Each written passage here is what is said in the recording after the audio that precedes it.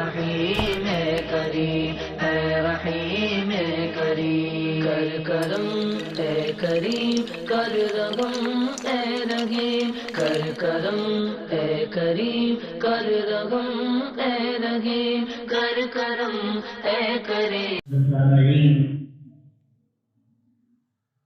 میں بغیر کسی تمہید کے وہی بات آپ کے سامنے عرض کرنا چاہتا ہوں جسے بہت ہی اختصار کے ساتھ حضرت مولانا صدر اعظم صاحب جنرل سیکریٹری جمعیت علماء ضلع سانحلی نے آپ کے سامنے پیش کی کہ آج یہ ہم سب کے لیے، حکام جماعت کے لیے اور تمام حاضرین کے لیے بڑی خوش نصیبی کی بات ہے کہ ہمارے درمیان مفکر قوم و ملت حضرت مولانا حبیب اللہ صاحب قاسمی دامت برکاتہ جنرل سیکریٹری جمعیت علماء مہاراشٹر تشریف فرما ہے، جو انشاءاللہ جمعیت علماء کے اغراض و مقاصد اور اس کی اہمیت و افادیت پر تفصیل کے ساتھ آپ کے سامنے خطاب فرمائیں گے۔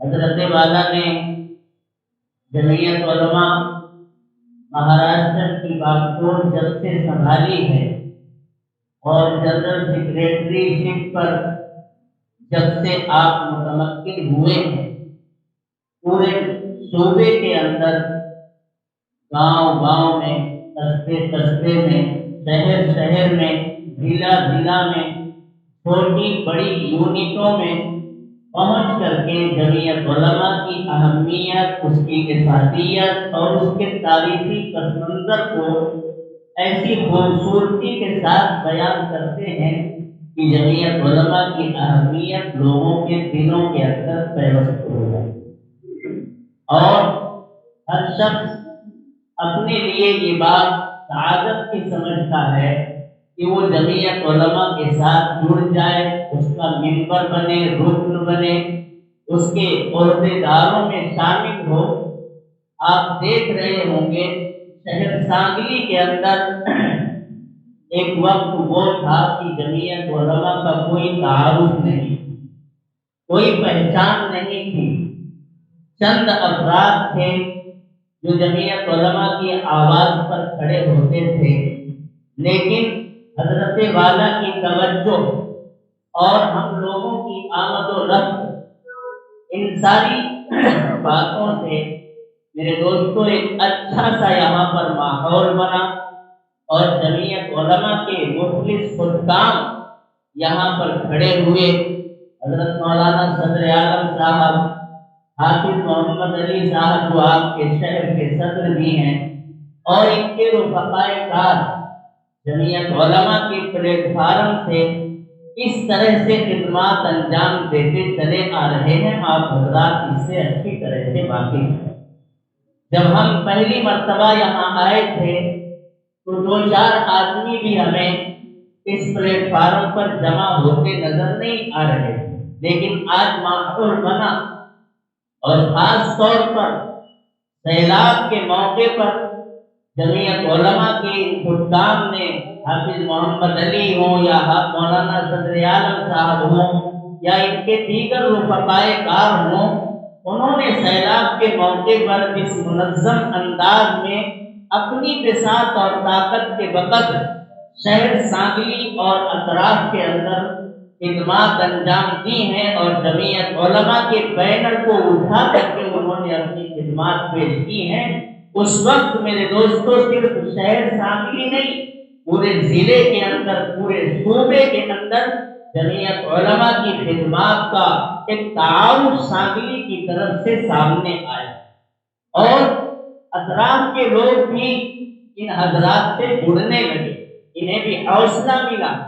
لاک ڈاؤن کے موقع پر انہوں نے بڑی خدمات انجام دی، جو کچھ بھی ان کے مقدور میں تھا، طاقت میں تھا، کسی کو غلہ پہنچانا، کسی کو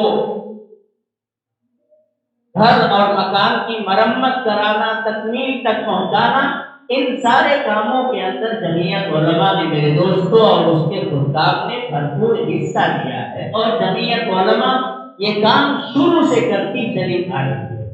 آپ جانتے ہیں کہ اس ملک کے اندر جب انگریزوں کا تسلط ہوا تھا، اس تسلط سے اس ملک کو چھڑانے کے لیے ہمارے انہی اکابر نے میرے دوستوں قائدانہ کردار ادا کیا تھا، جو بعد میں چل کر کے جمعیت علماء جیسی تنظیم کو بنانے میں کردار اور رول ادا کرنے والی۔ یہی ہمارے اکابر ہیں جمعیت علماء ہی کے، جنہوں نے تقسیم ہند کے بعد اس ملک کے اندر جمہوری دستور اور جمہوری قانون کو نافذ کرانے میں قائدانہ کردار ادا کیا۔ یہی جماعت ہے جس نے ہر موقع پر انسانی خدمت کو اپنا اوڑھنا بچھونا بنایا، اور جب جب بھی کوئی فرصت انسانیت کے اوپر پڑی، کوئی آفت، بلا، تباہی اور بربادی اس ملت پر اور انسانیت کے اوپر آئی، تو جمعیت علماء نے آگے بڑھ کر کے خدمت انسانیت کا کارنامہ انجام دیا۔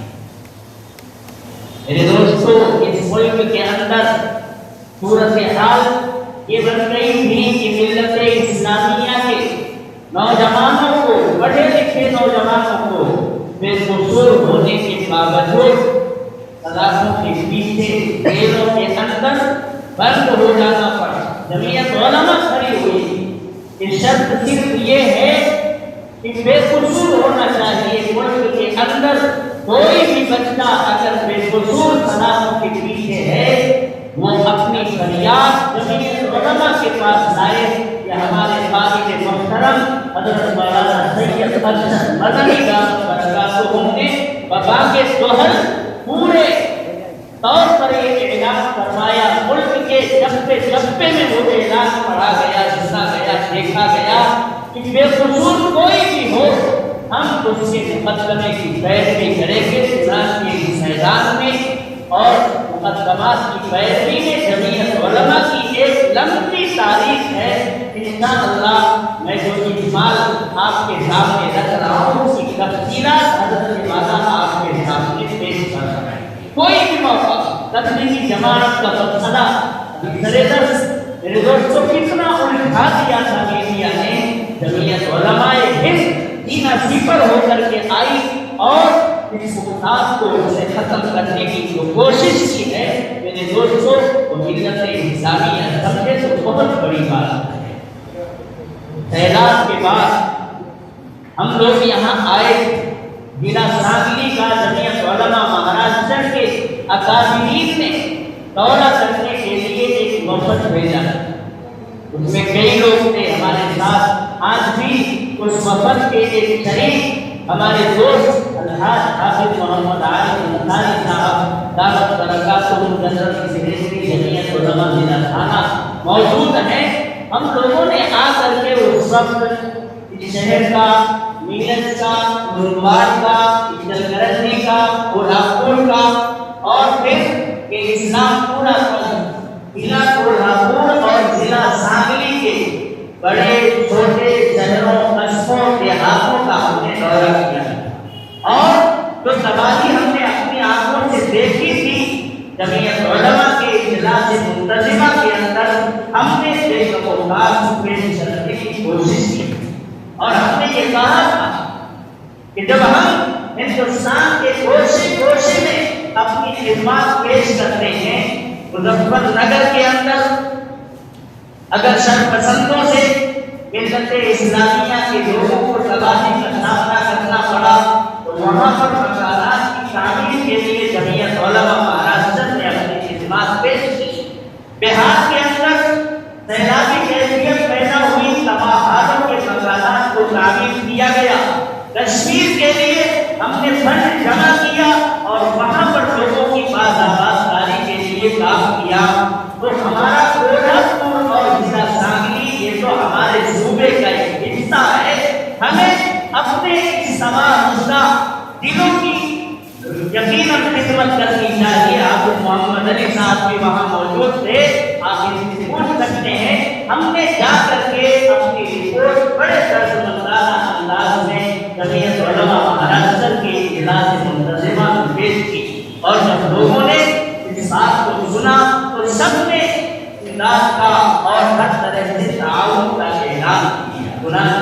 बड़ी रकम उनके लिए तय की गई, मुख्तस की गई और उन रकूमात के जरिए से आज मकानात की मरम्मत और मकानात की मुकम्मल तामीर का काम हो रहा है। दर्जनों मकानात जिला सांगली के अंदर और दर्जनों मकानात जिला कोल्हापुर के अंदर मुकम्मल बना करके दिए जा रहे हैं। 1 लाख से 1.5 लाख रुपए का एक मकान के ऊपर सरफा आ रहा है और मरम्मत का काम भी किया जा रहा है। कहीं 20,000, कहीं 50,000, कहीं 70,000। आज पूरा दिन फज्र की नमाज पढ़ करके ये हजरात मेरे दोस्तों इनकी आप कदर कीजिए, उलमा की आप कदर कीजिए। ये हमारे अकाबिर हैं, इनके बताए हुए रसूल पर चलेंगे, इंशाअल्लाह इस दुनिया के अंदर भी कामयाब होंगे और आखिरत के अंदर भी इंशाअल्लाह हमारी निजात का यही सामान बनेगा।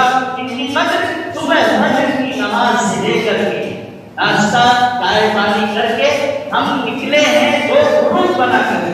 एक ग्रुप में हज़रत मौलाना हनीफुल्लाह साहब कासमी और जमीयत उलमा महाराष्ट्र के काजी मोहतरम हज़रत मौलाना मुफ्ती मोहम्मद यूसुफ साहब कासमी बहुत ही बुजुर्ग नेकूकार शख्सियत हैं।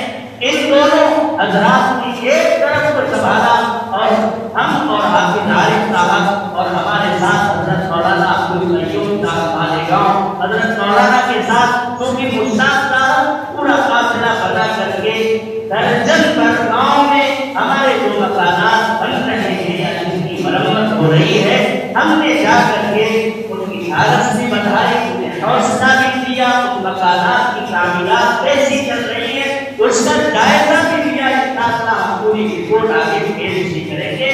पूरी ईमानदारी के साथ मेरे मोहतरम बुजुर्गों और दोस्तों, जमीयत उलमा के पास आने वाले मिल्लत इस्लामिया के पैसे मिल्लत के गरीबों पर, बेवाओं पर, यतीमों पर और कस्मपुर्स लोगों के ऊपर खर्च किए जाते हैं।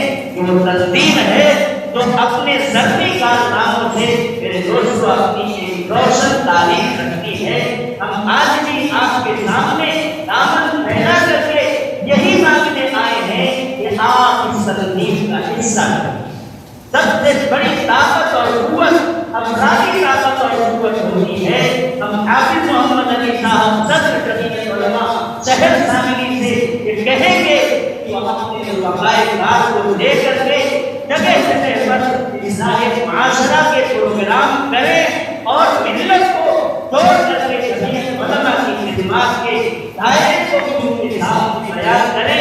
मेरे दोस्तों, आज बहुत ज़्यादा तंजीमें और हमें सोसाइटियाँ बनाने, ये तंजीम वो है कि सारी तंजीमों को इसके अंदर तकमील हो जाना चाहिए और ये जमात ऐसी जमात बन जाए कि पूरी मिल्लत एक आवाज़ पर लबैक कहने के लिए तैयार हो, ताकि हमारे बाकी मुहतरम हजरत मौलाना सैयद अरशद मदनी मदनिल्लाहुल आली जो पूरी जुर्रत के साथ, जसारत के साथ, बेबाकी के साथ मिल्लत के तमाम मसाइल को ऐवान इंतजार में बैठे हुए लोगों की आंखों में आंखें डाल करके पेश करते हैं और दोहा मनवाते हैं, उनकी आवाज में और ताकत हो, उन्हें मजीद हौसला मिले और हमारी बातें सुनी जाए।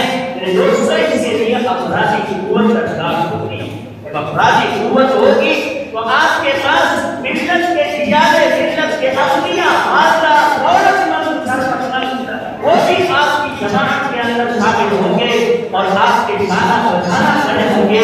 जहाँ सलाहियत की जरूरत होगी आपको सलाहियत की मोहताज हासिल होगी, जहाँ शरबत और दौलत की जरूरत होगी वहाँ पर आपको शरबत और दौलत भी हासिल होगी और जहाँ अफराद की जरूरत पेश आएगी अफराद भी इज्तिमात के लिए हमेशा तैयार रहेंगे।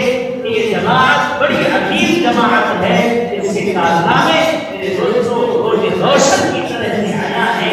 जंग आज़ादी में इसने कायनाना किरदार अदा किया, मुल्क को जमहूरी हक इस जमात के कारिंदों ने अता करवाने में क्या रोल निभाया है।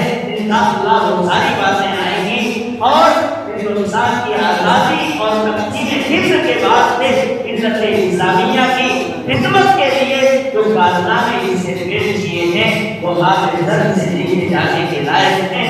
अगर हम कदर करेंगे तो मेरे मोहतरम बुजुर्गों और दोस्तों, हमारी कदरदानी होगी, हमारे साहिब मोहतरम की कदर और मंजिलत में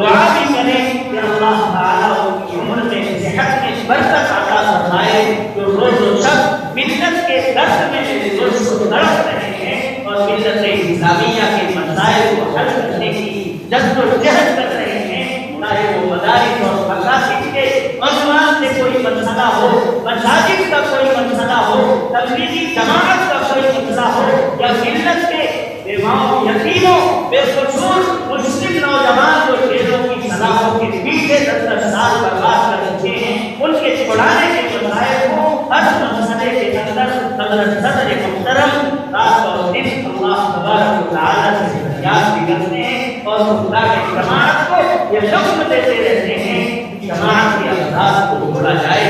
سب سے بڑی طاقت یہی ہے کہ افراد ہم کو حاصل ہوں، جب افراد مل جائیں گے تو اس طاقت ساری چیزیں ہم کو حاصل ہوں گی۔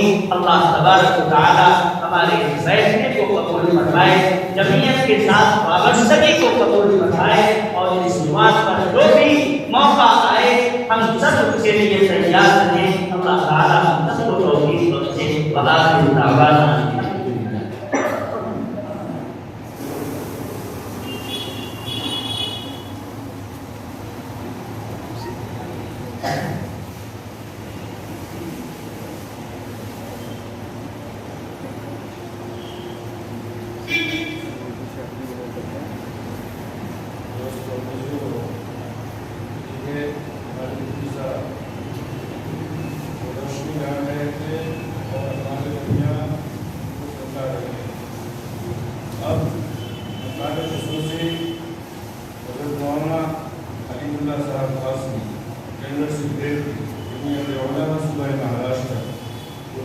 کے ساتھ ہمارے درمیان میں بات کریں گے اور جو بھی ہم سب غور و فکر کے ساتھ سنیں اور اس پر عمل کرنے کی کوشش کریں۔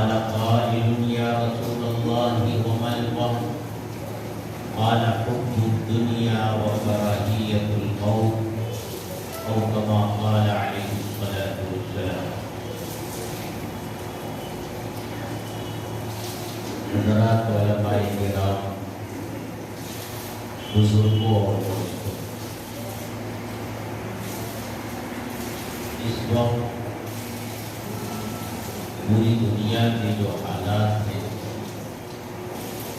اور خاص طور سے ہمارے ملک کے جو حالات ہیں وہ آپ حضرات کے علم ہے۔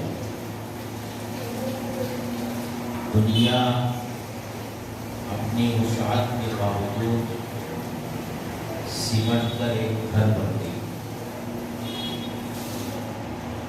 دنیا کے دور دراز حصے میں کوئی واقعہ پیش آتا ہے تو چند ہی گھنٹوں میں پوری دنیا تک پہنچ جاتا ہے۔ اس وقت پوری دنیا امت مسلمہ کی مخالف بنی، اسلام دشمن بنی، مسلم دشمن بنی، اور خاص طور سے ہمارے ملک میں پچھلے کچھ سالوں سے جو حالات پیدا ہو گئے ہیں اور دن بدن بڑھتے جا رہے ہیں، آپ حضرات اخبارات کے ذریعے، سوشل میڈیا کے ذریعے آپ تک پہنچتے رہتے ہیں اور آپ اس کو جانتے ہیں۔ ابھی حضرت مولانا مفتی حفیظ اللہ صاحب آدمی دعوت برکاتہ جمعیت علماء کی تاریخ بیان کر رہے تھے اور انہوں نے یہ بتایا کہ جمعیت علماء نے نہ صرف یہ کہ ملک کی آزادی میں قائدانہ کردار ادا کیا بلکہ ملک کی تقسیم کے بعد اس ملک میں رہنے والے لوگ، ان کا دھرم کچھ بھی ہو، ان کا مذہب کچھ بھی ہو، سب کو برابر کا حق حاصل ہو، سب کو اپنے مذہب پر عمل کرنے کی آزادی حاصل ہو اور بلا خوف و خطر اپنی جان، اپنی عزت اور آبرو کی حفاظت کے ساتھ لوگ اس ملک میں رہ سکیں۔ اس کے لیے اس ملک کا جو سنویدھان بنا، جو جمہوری دستور بنا، اس جمہوری دستور اور اس سنویدھان کو بنوانے میں اور اس کو جمہوری شکل دینے میں جمعیت علماء کا اہم کردار ہے۔ آپ جانتے ہیں کہ جب ملک تقسیم ہوا اور لوگوں نے پاکستان کا مطالبہ کیا تو وہ اسلام کے نام پر اور مذہب کے نام پر مانگا تھا کہ ہمیں اپنے ملک کا ایک ٹکڑا چاہیے جہاں ہم اپنی مذہبی آزادی کے ساتھ رہ سکیں اور اپنے مذہب کا جو نظام ہے اس کو وہاں رائج کر سکیں۔ اس کا منطقی نتیجہ یہ تھا کہ جب مسلمانوں نے مذہب کے نام پر ملک کا بٹوارا کر لیا اور ایک ٹکڑا لے لیا تو ظاہر سی بات ہے جو حصہ بچ گیا ہے اب وہ ہندو دھرم کے مطابق چلے گا اور وہ ہندو راشٹر ہوگا اور کٹر ہندو جماعتوں کی طرف سے یہی مطالبات ہونے بھی لگے کہ اسلام کے نام پر پاکستان بن گیا، وہ اسلامی راشٹر ہو گیا، تو اب جو حصہ بچا ہوا ہے یہ ہندو راشٹر ہونا چاہیے۔ لیکن جمعیت علماء کے اکابر جب ملک کی آزادی کے لیے لڑ رہے تھے اور کے ساتھ نہیں بلکہ کانگریس سے آگے بڑھ کر ملک کے لیے قربانیاں دے رہے تھے، اس وقت برابر وہ کانگریس کے رہنماؤں سے اور دوسرے لوگ جو جنگ آزادی کی لڑائی لڑ رہے تھے ان سے یہ عہد و پیمان لیتے چل رہے تھے کہ جب یہ ملک آزاد ہوگا تو یہ ہندو راج نہیں بنے گا بلکہ ایک جمہوری ملک بنے گا، یہاں کا سنویدھان اور یہاں کا دستور جمہوری دستور ہوگا اور اس ملک میں رہنے والے تمام شہریوں کو برابر کا درجہ حاصل ہوگا، کسی کا درجہ کم اور کسی کا درجہ زیادہ نہیں ہوگا۔ یہ عہد و پیمان لیتے ہوئے چل رہے۔ جب ملک تقسیم کے دہانے پر پہنچ گیا اور مسلم لیگ نے ملک کے بٹوارے کا مطالبہ کرنے کے ساتھ ساتھ پورے ملک میں اس کے لیے ایک زبردست تحریک چلائی اور مسلمانوں میں ایسا جوش اور جذبہ بھر دیا اور مسلمانوں کے جذبات کا استحصال اس طرح کیا، انہیں یہ بتایا کہ اگر یہاں رہو گے، یہاں کے لوگوں کے ساتھ رہو گے تو تم اپنے مذہب پر آزادی کے ساتھ عمل نہیں کر سکو گے۔ اگر اپنے مذہب پر عمل کرنا چاہتے ہو تو ملک تمہارا الگ ہونا چاہیے، اس کا الگ حصہ ہونا چاہیے، اور مسلمان مذہب کے نام پر، دین کے نام پر سب کچھ قربان کرنے کو تیار ہو جاتا ہے۔ یہ صرف ایک نعرہ تھا، جذبات کا استحصال تھا، ورنہ جن لوگوں نے اسلام کے نام پر اور شرعی نظام کو نافذ کرنے کے نام پر ملک کو تقسیم کروایا تھا، آج 70 سال سے زیادہ کا زمانہ گزر گیا، وہ نظام پاکستان میں قائم نہیں ہو سکتا۔ جس مقصد کے لیے وہ ملک الگ کیا تھا وہاں وہ نظام قائم نہیں کر سکے، کیونکہ پاکستان کا مطالبہ کرنے والے وہ لوگ تھے جن کی زندگیوں میں خود دین نہیں تھا، وہ دین بیزار لوگ تھے، جس کے اپنے گھر میں دین نہ ہو، جس کی اپنی زندگی میں دین نہ ہو، وہ پورے ملک پر دینی نظام کیسے نافذ کر سکتا ہے؟ جس کے لیے اپنی ذات پر دین کا نظام نافذ کرنا مشکل ہو، وہ پورے ملک پر دین کا نظام اور شریعت کا نظام کیسے نافذ کر سکتا ہے؟ یہی بات جمعیت علماء کے اکابر اس ملک کے مسلمانوں کو اس وقت سمجھا رہے تھے، دھوکے میں مت آؤ،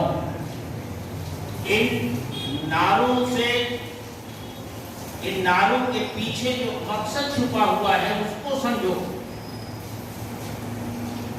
جمعیت علماء نے ملک کی تقسیم کی شدید مخالفت کی اور بڑی قربانیاں دی اس سلسلے میں۔ وہی مسلمان جو جنگ آزادی میں جمعیت علماء کے قائدین کا اتنا احترام کرتا تھا کہ وہ جہاں چلے جاتے تھے ان کے پیروں کے نیچے آنکھیں بچھانے کو تیار ہوتا تھا، لیکن جب مسلمانوں کے جذبات کے برعکس جمعیت علماء نے ملک کی تقسیم کی مخالفت کی تو جمعیت علماء کے اکابر کو نہ صرف گالیاں دی گئیں، ان کو قتل تک کرنے کی کوشش کی گئی، ان کی پگڑیاں اچھالی گئی، پیروں میں روندی گئی، ان کی داڑھیوں پر ہاتھ ڈالے گئے، ان کے چہروں پر تھوکا گیا، انہیں گھسیٹا گیا، لیکن یہ سب کچھ برداشت کیا اور ہمیشہ یہ کہتے رہے کہ اے لوگوں، تم اتنا بڑا نقصان کرنے جا رہے ہو کہ دنیا کی تاریخ میں اتنا بڑا نقصان کسی قوم نے نہیں۔ دنیا میں جتنے انقلابات آئے، لوگوں نے قربانیاں دی اور قربانیوں کے نتیجے میں انہیں جو کچھ ملا وہ ان کی قربانیوں کا صلہ تھا، لیکن مسلمانوں نے ملک کی آزادی کے لیے اس طرح بڑھ چڑھ کر حصہ لیا اور ملک کی تقسیم کی وجہ سے ان کی ساری قربانیاں رائے گاں ہوئی۔ اس ملک میں وہ بے وطن ہو کر رہ گئے، کچھ فیصد لوگ ادھر چلے گئے ادھر چلے گئے، باقی بڑی تعداد مسلمانوں کی اسی ملک میں رہ گئی۔ اس وقت سے لے کر آج تک اس ملک کے مسلمانوں کا حوصلہ پست کر دینے کی مسلسل کوششیں ہوتی، مسلمانوں کو 2 نمبر کا شہری بنا دینے کی مسلسل کوششیں ہوتی رہی ہیں۔ اسی وقت سے لے کر آزادی کے بعد سے لے کر کے ہی یہ کام شروع ہو گیا۔ پورے ملک میں فسادات کرائے گئے، ہزاروں کی تعداد میں فسادات کرائے گئے، مسلمانوں کی عزت، آبرو، ان کی جان، ان کی جائیداد سب پر حملے ہوئے، انہیں اجاڑا گیا تاکہ مسلمانوں کا حوصلہ ٹوٹ جائے، مسلمان اس ملک میں سر اٹھا کر جی نہ سکے، سر جھکا دے اور وہی کچھ کرے جو ہم چاہتے ہیں۔ آپ دیکھ رہے ہیں کیا کیا کیا گیا اور کیا کیا کیا جا رہا ہے۔ اس وقت 2 کام ہو رہے ہیں۔ پہلا کام تو یہی کہ مسلمانوں کا حوصلہ پست کر دیا جائے، انہیں بالکل دبا دیا جائے اور انہیں اتنا پیچھے ڈھکیل دیا جائے کہ یہ آگے آنے کی ہمت نہ کر سکے، یہ ہمارے رحم و کرم پر رہے، ان کی اپنی کوئی آواز نہ ہو، ان کی اپنی کوئی طاقت نہ ہو، اس ملک میں ان کا کوئی وزن نہ ہو۔ اس سے پہلے جو حکومتیں تھیں انہوں نے بھی وہی کیا ہے، وہ دودھ کی دھلی ہوئی نہیں ہے، وہ بھی اسی راستے پر چل رہی تھی، لیکن ذرا آہستہ آہستہ چل رہی تھی، قدم بقدم چل رہی تھی۔ لیکن ادھر 6 سالوں سے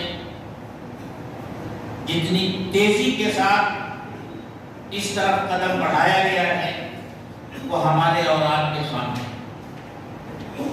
مسلمان اپنے مذہب میں مداخلت کبھی برداشت کرنے کے لیے تیار نہیں ہوتا۔ پچھلی حکومتیں اسے اچھی طرح سمجھتی تھی کہ مسلمانوں کے گھروں کو جلا دو وہ برداشت کر لے گا، ان کی اولادوں کو قتل کر دو وہ برداشت کر لے گا، لیکن مسلمانوں کے مذہب پر اگر انگلی اٹھائی تو مسلمان اس کو برداشت کرنے کے لیے تیار نہیں ہوگا۔ اس لیے پچھلی حکومتوں کو اس کی ہمت اور جرأت نہیں ہوئی، لیکن اب صاف طور سے ہمارے مذہب میں مداخلت کی گئی اور مسلمانوں کو خاموشی کے ساتھ یہ کڑوا گھونٹ پینا پڑا۔ 3 طلاقیں خالص ہمارا مذہبی مسئلہ ہے۔ نکاح اور طلاق کا جو عادلانہ اور منصفانہ قانون اسلام میں موجود ہے، اس سے بہتر اور اس سے زیادہ اپ ٹو ڈیٹ قانون کوئی ہو ہی نہیں سکتا۔ اللہ تعالیٰ نے یہ بات بعض ممبران پارلیمنٹ سے پارلیمنٹ کے ایوان میں کہلوائی کہ ہم نے مطالعہ کیا ہے اس کا کہ جو طلاق کا قانون ہے اسلام میں اس سے بہتر کوئی قانون ہو ہی نہیں سکتا۔ اگر اس سے بہتر کوئی قانون ہے تو لایا جائے، بتایا جائے۔ لیکن مسلمان عورتوں پر ظلم ہو رہا ہے، موبائل کے ذریعے انہیں طلاق دیا جا رہا ہے، ایک زبان میں ایک ساتھ 3 طلاق دے دی جا رہی ہے۔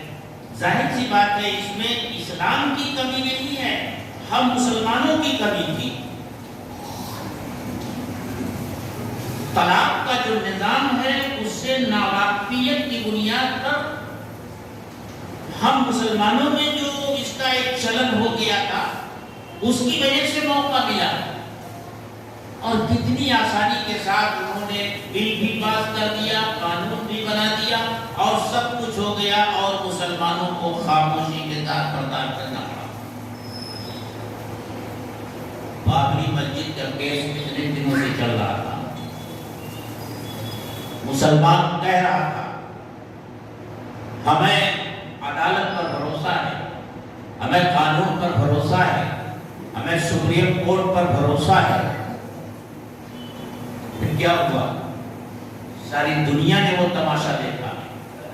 اس سلسلے میں مجھے کچھ کہنے کی ضرورت نہیں ہے۔ جمعیت علماء کے وکلا سپریم کورٹ کے، جنہوں نے بابری مسجد کا کیس لڑا تھا جمعیت علماء کی طرف سے، راجی دھون وغیرہ، جب چیف جسٹس گوگوئی فیصلہ پڑھ رہے تھے اور وہ یہ کہہ رہے تھے کہ اس کا کوئی ثبوت نہیں ہے کہ بابری مسجد کسی مندر کو گرا کر بنائی، جب وہ یہ کہہ رہے تھے کہ جن لوگوں نے بابری مسجد کو شہید کیا وہ مجرم ہیں، ایسا لگ رہا تھا کہ بس اب فیصلہ جو ہے ہمارے حق میں آنے والا ہے۔ لیکن پھر دنیا نے یہ عجیب تماشا دیکھا کہ ساری چیزیں اپنے حق میں آ رہی تھی اور اچانک پلٹ گئی۔ عدالتی فیصلوں میں یہ ایک عجیب تماشا بن گیا، اور اس وقت سے لے کر اب عدالتوں میں یہی ہو رہا ہے۔ جو باتیں میں کہہ رہا ہوں، ہو سکتا ہے کوئی صاحب کہیں کہ اس سے عدالت کی توہین ہو رہی ہے۔ آپ دیکھ رہے ہیں کوئی بھی ایسا مقدمہ اب عدالتوں میں جاتا ہے کہ جو سرکار کے خلاف ہو، تو پہلے دن تو سپریم کورٹ کے جسٹس کچھ ایسی باتیں کہتے ہیں، لوگ خوش ہو جاتے ہیں کہ چلو سرکار کو لتاڑا اور سرکار کو یہ کیا اور پھٹکار لگائی، یہ کیا۔ اگلے دن جو وہ کہتے ہیں وہ اس کی بالکل برخلاف ہوتا ہے۔ یہ صورتحال بنتی جا رہی ہے۔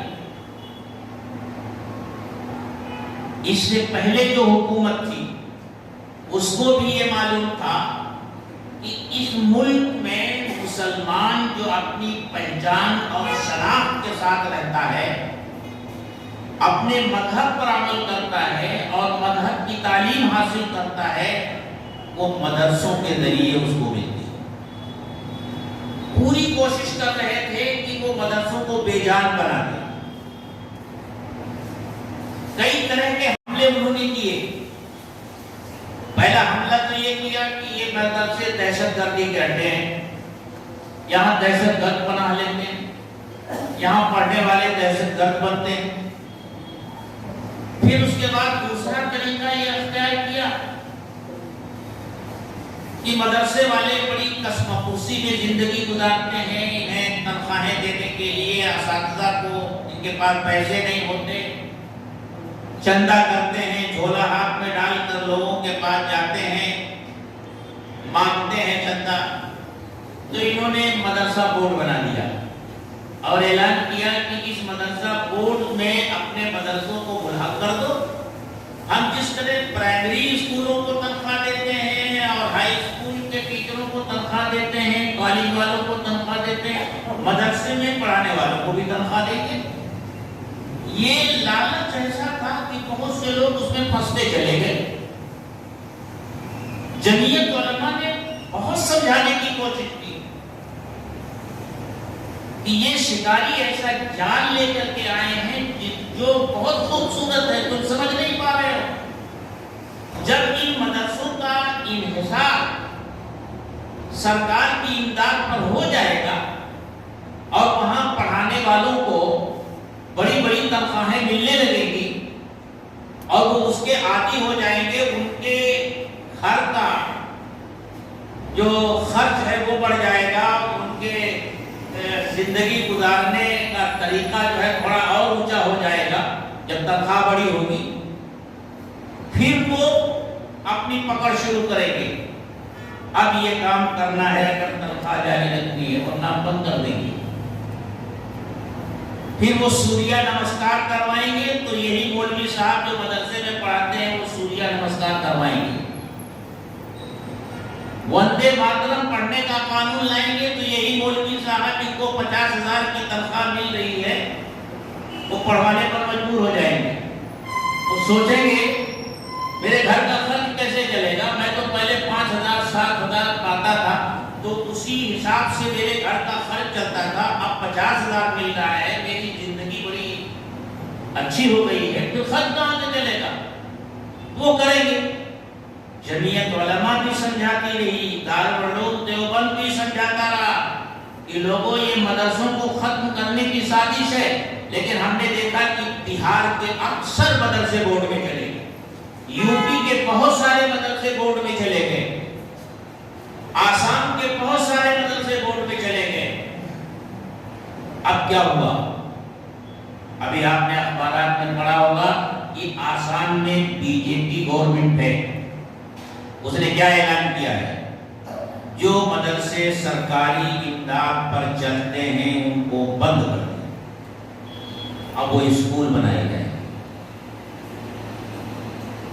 جو مدرسے کی عمارتیں آپ کے اور ہمارے چندوں سے بنی ہیں اب وہ سرکاری اسکول بن جائیں گے, اور جو لوگ اس میں پڑھاتے تھے اگر ان کے اندر وہ صلاحیت اور استعداد ہے کہ وہ پرائمری کے ٹیچر بن سکیں, ہائی اسکول کے ٹیچر بن سکیں, تب تو ان کی ملازمت باقی رہے گی ورنہ ملازمت نہیں جائے گی. اور آپ ایک سلسلہ دیکھ رہے ہیں کہ ایک بی جے پی گورنمنٹ میں جب کوئی مسلم مخالف قانون بنتا ہے تو دوسرے صوبے کی بی جے پی گورنمنٹ وہ قانون بناتی ہے. ابھی آپ دیکھ لیجئے لو جہاد کے نام پر جو ایک کام شروع ہوا ہے, یو پی میں قانون بنا, پھر اب وہ ایم پی میں بن رہا ہے, وہ کرناٹک میں بن رہا ہے. جتنی بی جے پی حکومت ہے, آج آسام نے اعلان کیا ہے مدرسوں کو بند کرنے کے لیے, کل یو پی میں اعلان ہوگا, پھر اگر بہار میں بی جے پی گورنمنٹ آئی وہاں اعلان ہوگا, پھر یہ مدرسے بند کر دیے جائیں گے. انہیں معلوم ہو گیا ہے کہ اب مسلمانوں کو اتنا دبایا جا چکا ہے کہ ایک ایک چیزوں کو ختم کرتے جاؤ, اس طرح مدرسوں کو ختم کرو. ہماری ایک ہی جماعت بچی تھی جس کے بارے میں سی آئی ڈی کی یہ رپورٹ تھی شروع سے کہ یہ تو یا تو آسمان سے اوپر کی بات کرتے ہیں یا زمین سے نیچے کی بات کرتے ہیں, بیچ کی بات کرتے ہی نہیں. اس لیے ان کو اپنے اجتماعات کے لیے پرمیشن آسانی سے مل جاتا تھا, جہاں چاہتے تھے جوڑ کرتے تھے, جہاں چاہتے تھے کرتے تھے. لیکن ایک موقع ان کو لاک ڈاؤن میں مل گیا, موقع مل گیا, بنا لیا موقع, اور میڈیا کے ذریعے اس طرح تشریح پوری شہرت دی کہ کورونا جو ہے گویا اسی جماعت کے ذریعے آیا ہے, اور پورے ملک میں کورونا کے پھیلاؤ کا سبب یہی جماعت ہے. اتنا زہر بھر دیا گیا لوگوں کے ذہن میں, اور جانتے ہیں یہ کس لیے کیا گیا, تاکہ ہم آزادی کے ساتھ دین کا یہ کام نہ کر سکیں. کیونکہ جب ذہنوں میں یہ زہر بھر دیا گیا, اب اگر ہم اپنی جماعت لے کر بسوں میں سفر کریں گے, ٹرینوں میں سفر کریں گے, بس اڈوں پر جائیں گے, ہوائی اڈوں پر جائیں گے, تو لوگ کیا کہیں گے, یہی ہے کورونا پھیلانے والے. پھر حملے ہوں گے, جانوں کا نقصان ہوگا. اس طرح سے دبانے کی کوششیں ہوں.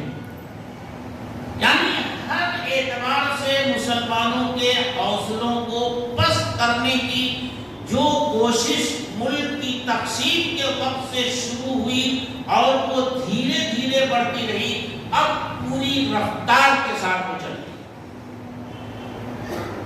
ابھی کیا کہا جا رہا ہے, ایکشن سول کوڈ لایا جائے گا, ایسا قانون بنایا جائے گا, کسی کے مذہب کو نہیں بلکہ ایک قانون بنایا جائے گا جس پر سب کو عمل کرنا ہوگا.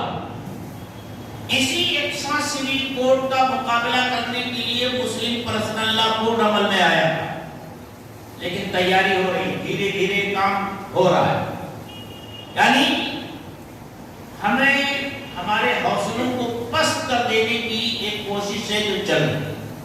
ایک کوشش تو یہ ہو رہی ہے. دوسری کوشش میرے دوستوں جو چل رہی ہے وہ اس سے بھی زیادہ خطرناک ہے.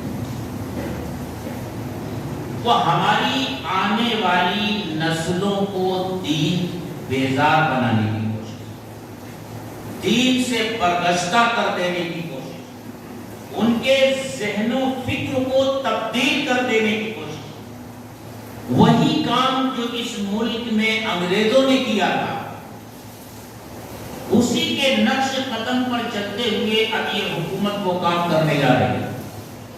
انگریزوں نے کیا کام کیا تھا؟ جب پورے ملک پر انگریزوں کا تسلط ہو گیا تو انگریزوں نے اس لیے کہ اس ملک پر ہمیشہ ان کا تسلط باقی رہے اور اس ملک سے ہی کام کرنے والے مزدور، فیکٹریوں میں کام کرنے والے، آفسوں میں کام کرنے والے، دفتروں میں کام کرنے والے افراد اسی ملک سے ان کو ملتے رہے اور وہ اوپر بیٹھ کر حکومت کریں. انہوں نے کیا کہ نصاب تعلیم ایسا بنایا جائے کہ جس سے ان کا مقصد حاصل ہو سکے. اس کام کے لیے انگلینڈ اور برطانیہ سے ایک بہت ہی بڑے ماہر تعلیم لارڈ میکالے کو بلایا گیا اور ایک کمیٹی تشکیل دی گئی تاکہ یہاں کے کالجوں کا کورس اور اس کا نصاب مقرر کرے. اس نے وہ نصاب بنایا اور نصاب بنانے کے بعد یہ اعلان کیا اس نصاب کے ذریعے ہم اس ملک میں ایسے افراد تیار کرنا چاہتے ہیں جو رنگ اور روپ کے اعتبار سے تو ہندوستانی ہوں گے لیکن فکر اور ذہن کے اعتبار سے وہ انگلستانی ہوں گے. ان کی سوچ، ان کا ذہن ہندوستانی نہیں ہوگا.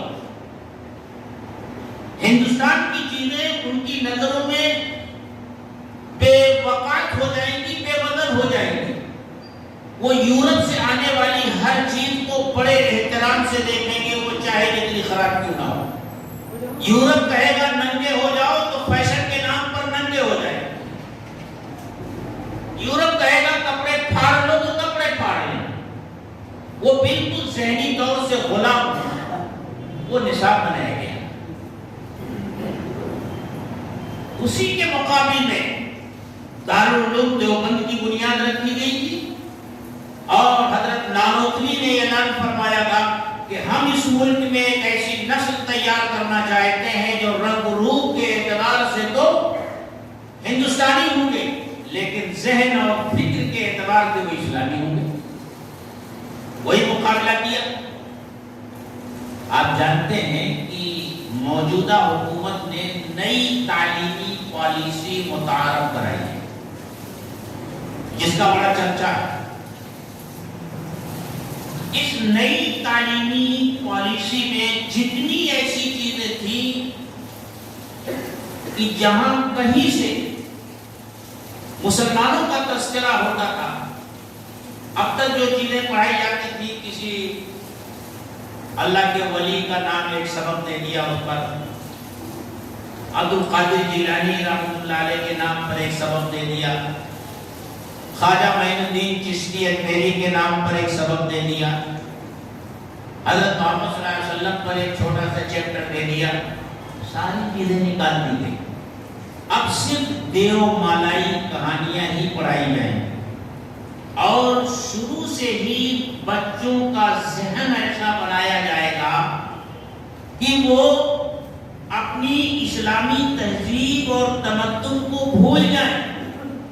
مقصد ان کا ہے کہ 15 سال کے بعد جو نسل تیار ہو کر کے اسکولوں، کالجوں اور یونیورسٹیوں سے آئے گی وہ نام کی تو عبداللہ ہوگی، عبد الرحمن ہوگی، عبد الوہاب ہوگی، عبد الکریم ہوگی، لیکن ان کا ذہن، ان کی فکر اسلام کے اوپر سے ان کا اعتماد اٹھ چکا ہوگا.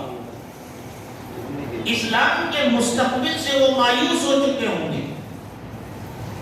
انہیں اسلامی روایات فرسودہ روایات سمجھ میں آئیں گی، اس میں دقیانوسیت نظر آئے گی. وہ ایسے افراد تیار کرنا چاہتے ہیں اور پورا منصوبہ بن کے تیار ہے. اب یہ دو چیزیں ہیں، ہمارے حوصلے پست کر دیے جائیں اور ہمیں سر جھکانے پر مجبور کر دیا جائے. ہم اپنے حق کے لیے جو یہاں کا دستور ہمیں دیتا ہے اس کے لیے آواز اٹھانے کا اپنے اندر حوصلہ نہ جٹا پائے، اور دوسری طرف ہمارے آنے والی نسلوں کے دل و دماغ سے ایمان اور اسلام کو اس طرح کھرچ دیا جائے کہ وہ نام کے تو مسلمان رہ جائیں لیکن وہ اسلام سے کافی دور چلے جائیں، ان کی فکر بدل جائے، ان کا ذہن بدل جائے. یہ کوشش ہو رہی اس ملک میں، بڑی خطرناک کوشش ہے. میرے دوستو، اللہ کے رسول صلی اللہ علیہ وسلم نے بھی یہ جو حالات ہیں ان کے بارے میں اپنی امت کو آگاہ فرمایا. آئیں گے ایسے حالات، اور خود اللہ تبارک و تعالیٰ کی کتاب میں ایسے حالات پیدا ہو جائیں تو ان سے کس طرح مقابلہ کیا جائے رہنمائی موجود ہے. آپ جانتے ہیں کہ حضرت یوسف علیہ السلام حضرت یعقوب علیہ السلام کے بیٹے تھے، ملک کے شام میں رہتے تھے. بھائی ان کے جتنے تھے سب ان کے مخالف تھے. ابا کی توجہ حاصل کرنے کے لیے وہ یہ سمجھتے تھے کہ ابا ساری محبت یوسف سے کرتے ہیں، ہماری طرف ان کی توجہ نہیں ہوتی، اگر یوسف نہ رہے گا تو ابا کی توجہ ہم کو مل جائے گی. حضرت یوسف علیہ السلام کو لے جا کر کے کنویں میں ڈال دیا. واقعہ تفصیلی ہے. پھر ایک تجارتی قافلے نے اس کنویں سے حضرت یوسف علیہ السلام کو نکالا اور مصر کے بازار میں لے جا کر بیچ دیا. پھر اللہ تعالیٰ نے حضرت یوسف علیہ السلام کو عزیز مصر کے محل میں پہنچا دیا. وہاں ان کی نشو و نما ہوئی. پوری سورت اللہ تعالیٰ نے اپنی کتاب میں نازل فرمائی ہے سورہ یوسف کے نام سے. یہ تمام واقعات اس میں تفصیل سے ذکر کیے گئے. میں اس طرف نہیں جانا چاہتا، آپ پڑھ لیجیے. یہی ایک ایسا واقعہ ہے جس کو مرتب اور منظم انداز میں اللہ تعالیٰ نے اپنی کتاب میں بیان کیا ہے اور اس کو احسن القصص کہا. باقی دیگر انبیاء کرام کے جو واقعات ہیں وہ ایک جا بیان نہیں کیے، متفرق جگہوں پر بیان کیے. کہیں ایک ٹکڑا بیان کر دیا، کہیں دوسرا ٹکڑا بیان کر دیا، کہیں تیسرا، جیسی ضرورت پیش آئی. میں یاد کرنا چاہتا ہوں کہ یوسف علیہ السلام جب عزیز مصر بن گئے، مصر میں قحط پڑا تو ملک شام میں بھی قحط پڑا، اور پھر اس طرح ان کے بھائیوں کی آمد و رفت ہوئی اور پھر ان میں ملاپ ہوا. یوسف علیہ السلام نے حضرت یعقوب علیہ السلام جو ان کے والد محترم تھے مصر بلا لیا، اپنے پورے خاندان کو مصر بلا لیا. اب یہ بنی اسرائیل ملک شام سے منتقل ہو کر کے مصر آ گئے. مصر میں جو لوگ آباد تھے وہ سب کے سب بت پرست تھے. اس بت پرستی کے ماحول میں نبی اور نبی کی اولاد آ گئی. اور آپ جانتے ہیں کہ آدمی ماحول سے متاثر ہوتا ہے. جس طرح سردی اور گرمی سے ہمارا جسم متاثر ہوتا ہے، سردی کے ماحول میں چلے جائیں تو ٹھنڈک لگنے لگتی ہے، گرمی کے ماحول میں چلے جائیں تو جسم پر اس کا اثر ہوتا ہے، گرمی لگنے لگتی ہے، پسینہ بہنے لگتا ہے. اسی طرح ایمان بھی ماحول کا اثر اس کے اوپر پڑتا ہے، متاثر ہوتا ہے مومن بھی ماحول سے. اب اس کفر اور شرک زدہ ماحول میں یعقوب علیہ السلام ہے، یوسف علیہ السلام ہے اور ان کے بھائی، اور یہ خاندان کون سا خاندان ہے؟ دادا نبی اور پردادا نبی، نبوت کا سلسلہ مسلسل چلا رہا ہے، اور آئندہ بنی اسرائیل میں نبوت کا سلسلہ اسی خاندان سے چلتا رہا حضرت محمد صلی اللہ علیہ وسلم کی آمد تک۔ یہ نبوت کا خاندان ہے، لیکن ماحول جو مخالف ہے، اس مخالف ماحول نے حضرت یعقوب علیہ السلام کو غیر مطمئن بنا دیا۔ وہ فکر مند ہیں، اپنی اولاد کے بارے میں سوچ رہے ہیں ان کا کیا ہوگا۔ چاروں طرف کفر اور شرک کا ماحول ہے، اس کی گرد بازاری ہے، اور ہمارے بچے اسی ماحول میں رہ رہے ہیں۔ بازار جاتے ہیں تو انہی لوگوں کے ساتھ ملنا جلنا، پڑھنے جاتے ہیں تو انہی لوگوں کے ساتھ ملنا جلنا، سیر تفریح کے لیے جاتے ہیں تو انہی کے ساتھ ملنا جلنا۔ ہر جگہ اختلاف ہے، ہر جگہ ایک دوسرے کے ساتھ رہ رہے ہیں۔ اب وہ فکر مند ہیں، دنیا سے جانے کا وقت آ گیا۔ اب وہ اپنی فکر مندی کا اظہار کس طرح کر رہے ہیں؟ قرآن کریم کی اس آیت میں اللہ تعالیٰ نے بیان کیا ہے۔ قرآن کہتا ہے ام کنتم شہداء اذ حضر یعقوب الموت، کیا تم لوگ اس وقت موجود تھے جب حضرت یعقوب علیہ السلام کی موت کا وقت آیا؟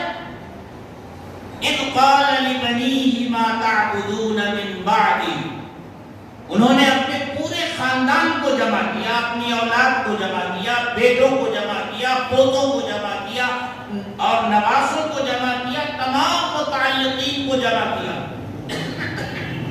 اور ان کے سامنے ایک سوال رکھا، ما تعبدون من بعدی، میرے بعد تم کس کی عبادت کرو؟ مجھے یہ فکر ہے کہ ابھی تو تم اللہ رب العزت کی پرستش کرتے ہو، ایک الہ کو مانتے ہو، اسی طریقے پر ہو جو طریقہ میرا ہے، میرے باپ دادا کا ہے، لیکن حالات جو میں دیکھ رہا ہوں، بگڑے ہوئے حالات، ہر طرف کفر اور شرک دندناتا پھر رہا ہے، جہاں جا رہے ہو ایسے لوگوں سے تمہاری ملاقات ہے، مجھے یہ اطمینان دلا دو، میں اس دنیا سے جا رہا ہوں اور یہ اطمینان لے کر جانا چاہتا ہوں کہ میرے بعد تم میرے لائے ہوئے دین پر قائم رہو گے، ایک اللہ کی پرستش کرو گے۔ ما تعبدون من بعدی، میرے بعد تم کس کی عبادت کرو گے؟ تو سب لوگوں نے کہا قالوا نعبد الہک و الہ آبائک ابراہیم و اسماعیل و اسحاق الہا واحدا، آپ بے فکر رہیے، ہم آپ کے معبود کی عبادت کریں گے، ہم حضرت اسحاق، حضرت اسماعیل اور حضرت ابراہیم کے معبود کی عبادت کریں گے، ایک الہ کی عبادت کریں گے، وَنَحْنُ لَهُ مُسْلِمُونَ، اور ہم اس کے ہی فرما بردار بن کر زندگی گزاریں گے۔ کتنی مطابقت ہے اس وقت کے مصر کے حالات میں اور اس وقت کے ہندوستان کے حالات۔ ہمارے بچے تعلیم گاہوں میں جا رہے ہیں، کالجوں میں جا رہے ہیں، یونیورسٹیوں میں جا رہے ہیں۔ اب تک تو ایسا تھا کہ حکومت کی طرف سے ان تعلیم گاہوں کو شرک زدہ بنانے کی کوشش خفیہ طور سے ہوتی رہتی تھی، لیکن علل اعلانیہ نہیں ہوتی تھی۔ اب تو علل اعلانیہ سب کچھ ہو رہا ہے، نصاب تعلیم بدلا جا رہا ہے، ہمارے بچوں کے دل و دماغ سے اسلامی فکر کو کھرچنے کی کوشش ہو رہی ہے، انہیں ایک نیا رنگ دینے کی کوشش ہو رہی ہے، منظم کوشش ہو رہی ہے۔ تو کیا اس ماحول میں ہمیں بھی اپنے بچوں کے تعلق سے اسی طرح کی فکر مندی نہیں کرنی چاہیے جس طرح کی فکر مندی حضرت یعقوب علیہ السلام نے کی تھی؟ کیا ہمیں نہیں اپنے بچوں سے پوچھنا چاہیے تھا کہ میرے بچوں، میرے بیٹوں، میری بیٹیوں، میری اولادوں، یہ بتاؤ کہ تم دین پر قائم رہو گے کہ نہیں رہو گے؟ تم بھی اسی ماحول کا شکار ہو جاؤ گے کہ نہیں ہو جاؤ گے؟ یہ فکر کرنے کی ضرورت ہے میرے دوستو۔ جمعیت علماء کی بڑی لمبی تاریخ ہے، 100 سال کی تاریخ۔ تو اس کا دستوری نام جمعیت علماء پڑھنے کے بعد سے، اس کے پہلے سے تاریخ اس کی چلی آ رہی ہے، جس کے کچھ گوشوں کی طرف سے ناظم تنظیم حضرت مولانا مفتی حفیظ اللہ صاحب نے آپ کی توجہ مبذول کرائی۔ میں یہ صرف 2 باتیں آپ کو بتانا چاہتا ہوں۔ ملک کی تقسیم کے بعد جو لوگ پاکستان گئے چلے گئے، جمعیت علماء اگر چاہتی تو وہ مسلمانوں کی ایک بڑی سیاسی جماعت بن سکتی تھی، کیونکہ اس ملک میں مسلمانوں کی کوئی جماعت باقی ہی نہیں رہ گئی تھی، سب بوریا بستر باندھ کر پاکستان جا چکے۔ لیکن جمعیت علماء یہ جانتی تھی کہ اب ہندوستان میں رہ جانے والے مسلمانوں پر طرح طرح کے حالات آئے، اس لیے جمعیت علماء نے اپنے آپ کو الیکشن کی سیاست سے الگ کر کے خالص مسلمانوں کے مسائل کی طرف توجہ دینے کے لیے اپنے آپ کو وقف کر دیا۔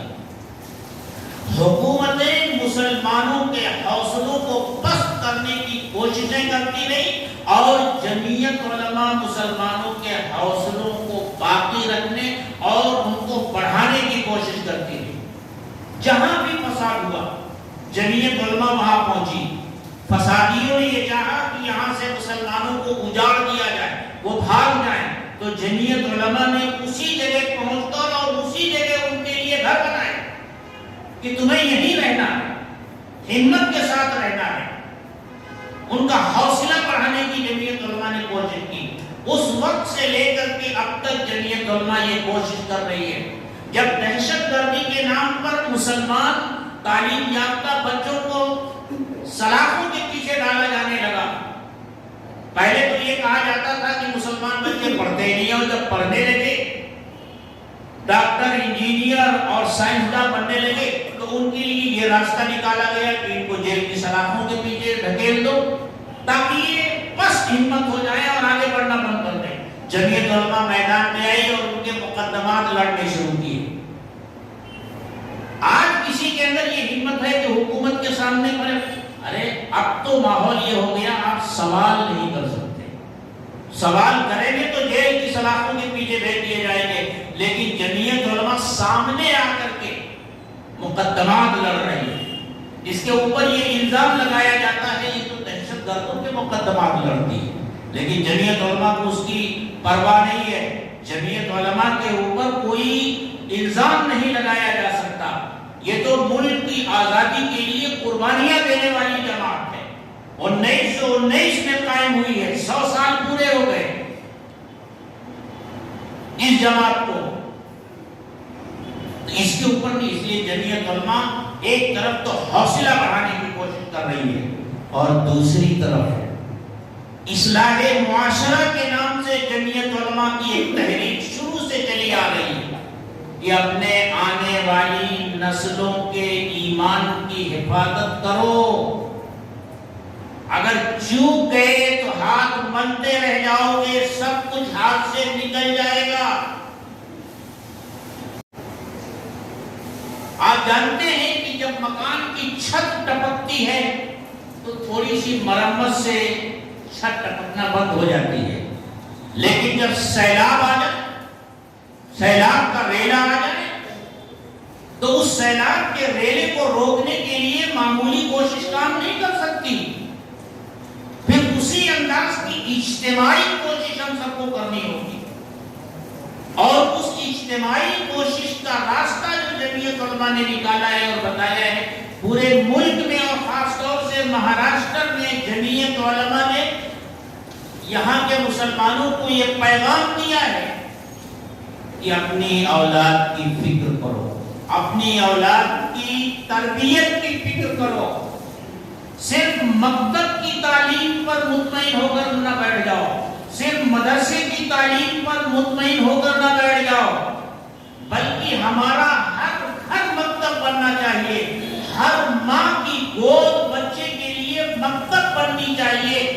ہر بچے کے دل میں ایمان, ماں کی رگوں میں بہنے والی خون جو دودھ کی شکل میں اس کے پیٹ میں جاتا ہے, ایمان اسی طرح اس بچے کے دل میں جانا چاہیے.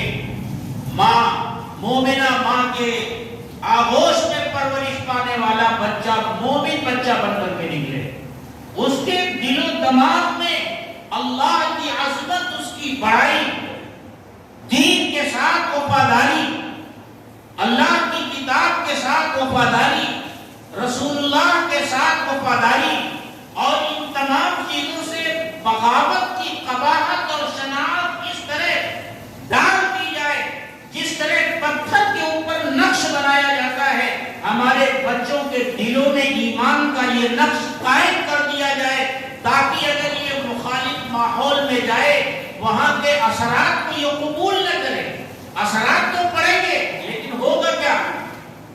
جس طرح آگ کا ایک شعلہ ہوتا ہے, انگارہ ہوتا ہے, آپ اسے بھٹی سے نکال کر الگ رکھ دیجئے, اس کے مخالف ماحول میں ڈال دیجئے تو اس کے اوپر دھیرے دھیرے راکھ کی پرت جم جاتی ہے, شعلہ اندر چھپ جاتا ہے.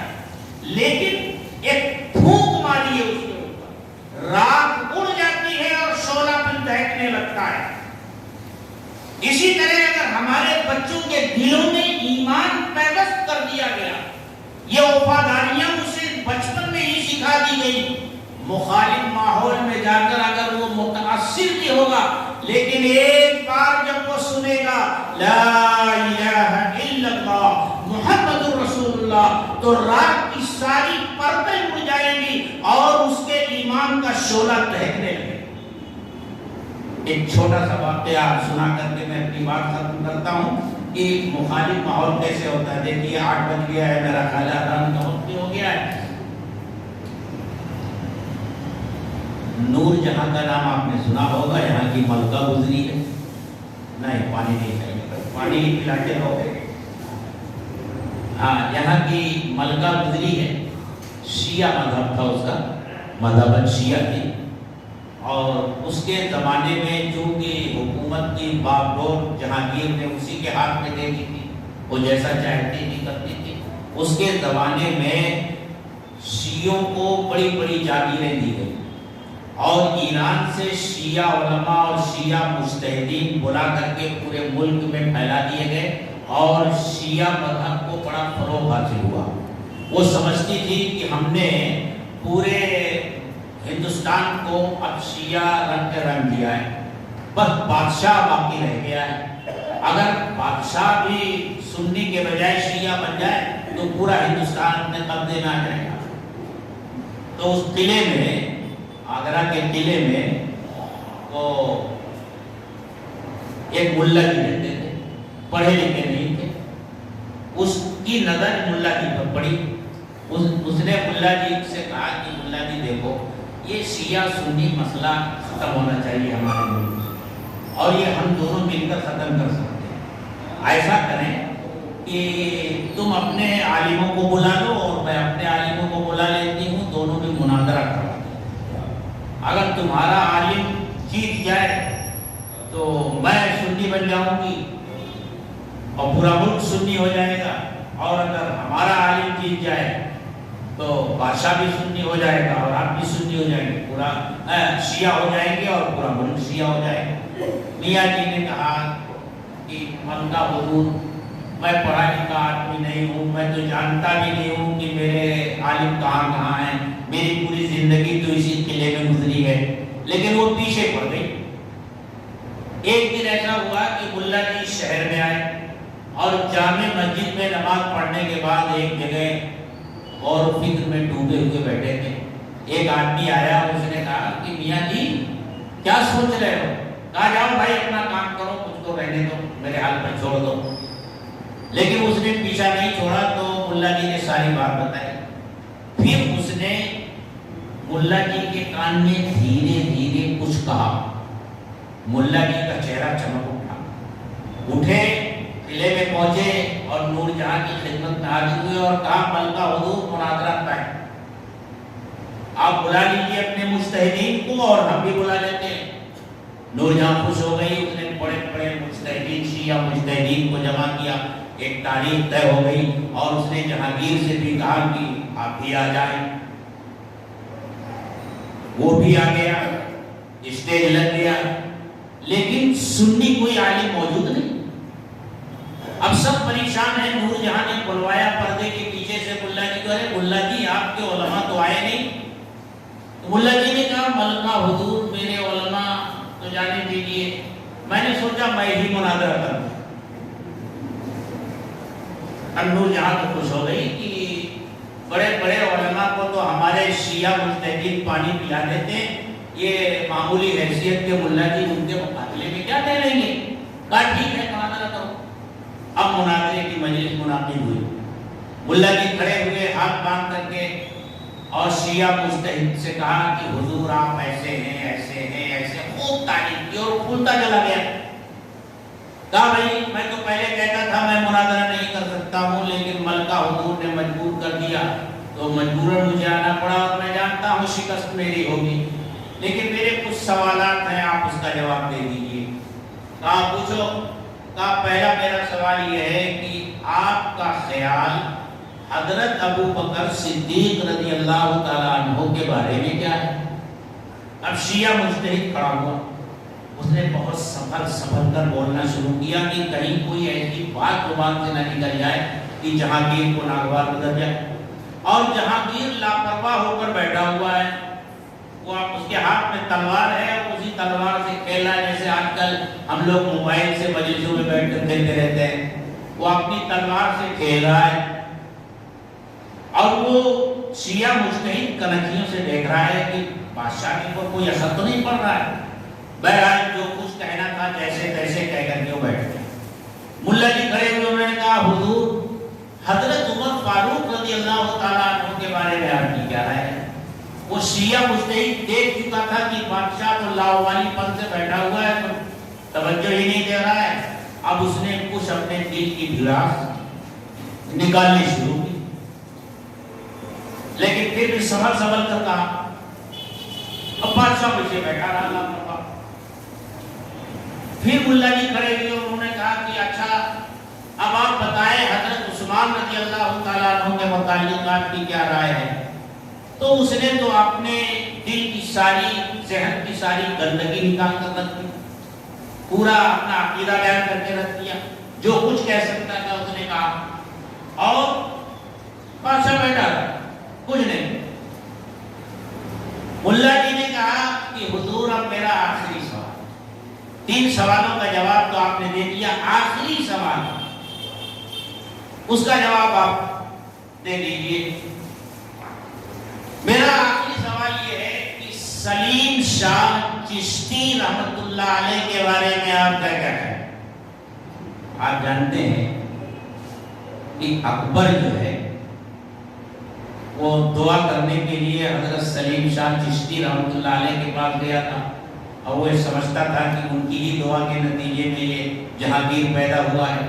تو سلیم شاہ چشتی رحمت اللہ علیہ کا ادب اور احترام دربار میں تھا, اور بچپن سے عالمگیر ان کے بارے میں سنتا آیا تھا. نہ ابو بکر کے بارے میں کچھ سنا تھا, اور نہ حضرت عمر کے بارے میں کچھ سنا تھا, نہ حضرت عثمان کے بارے میں کچھ سنا تھا, لیکن سلیم شاہ چشتی کے بارے میں تو سنتا آیا تھا. اس کے دل و دماغ میں ان سے عقیدت اور محبت بیٹھی ہوئی تھی.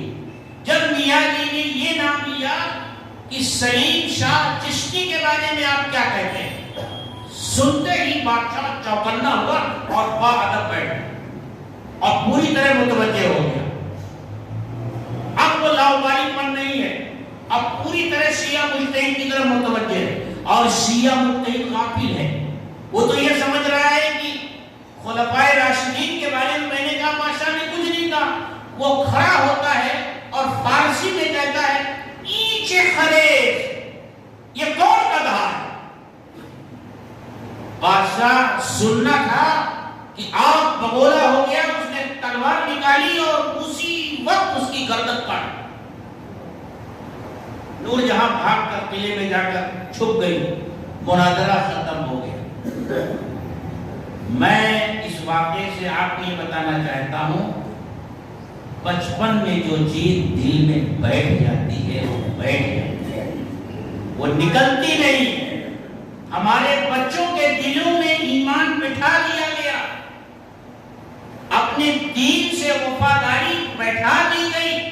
ये जहां भी जाएंगे दीन के वफादार रहेंगे, ये मुतासिर नहीं होंगे, मुतासिर करने वाले बनेंगे, ये नूर की किरण बनेंगे, अंधेरों में चमकेंगे।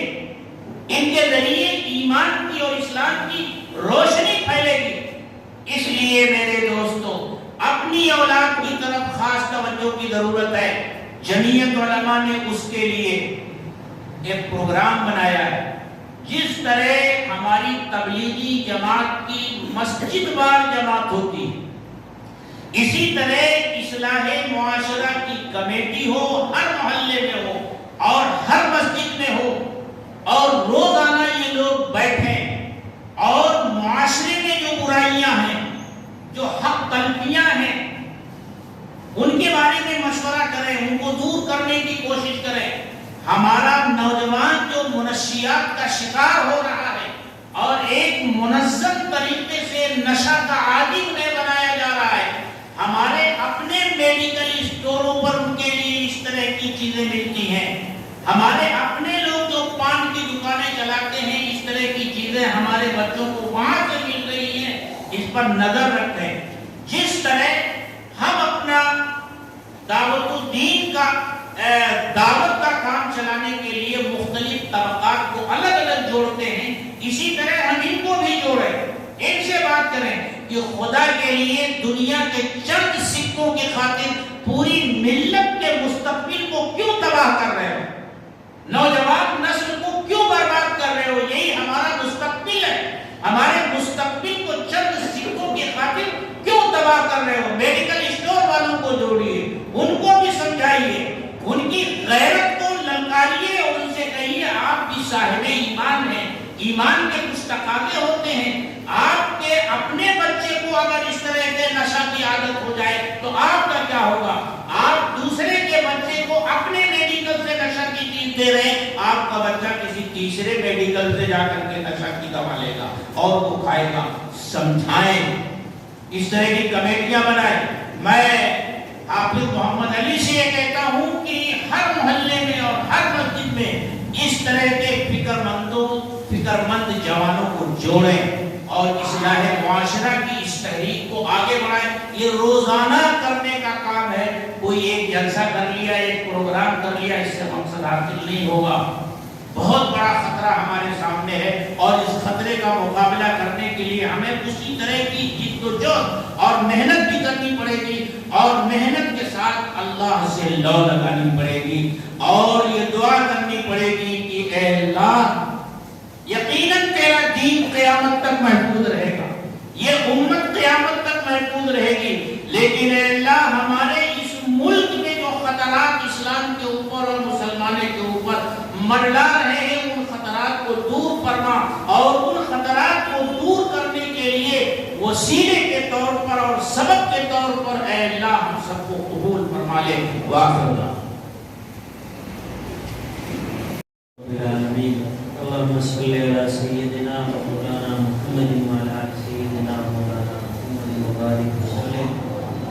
ربنا ظلمنا أنفسنا وإن لم تغفر لنا وترحمنا لنكونن من الخاسرين.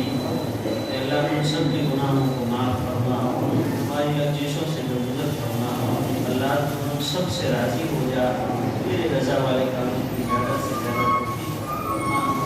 اللہ جو کہا گیا سنا گیا اس کے اوپر عمل کی توفیق عطا فرما. اللہ ہماری نسلوں کی حفاظت فرما. اللہ اسلام اور شاعر اسلام کی حفاظت فرما. اسلام اور مسلمانوں کو سربلندی نصیب فرما. حق کا بول بالا فرما. باطل طاقتوں کو پاش پاش فرما. اللہ پورے عالم میں خصوصاً ہمارے ملک میں بسنے والے قوموں میں محبت رواداری کا ماحول پیدا فرما اور اس کے لیے جو لوگ کوششیں کر رہے ہیں ان کی کوششوں کو برآورد فرما. اے اللہ ہم سب کو اس کے لیے قبول فرما.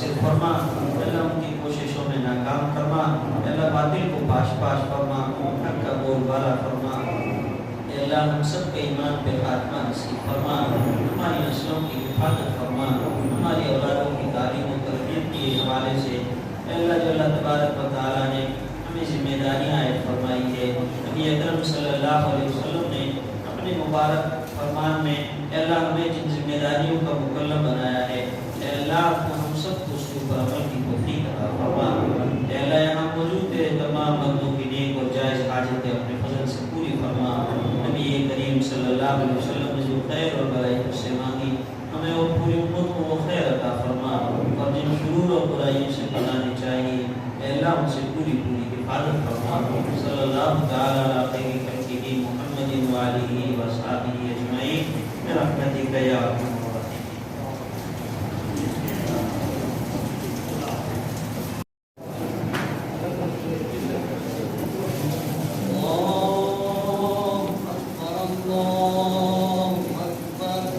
زوم کر رہے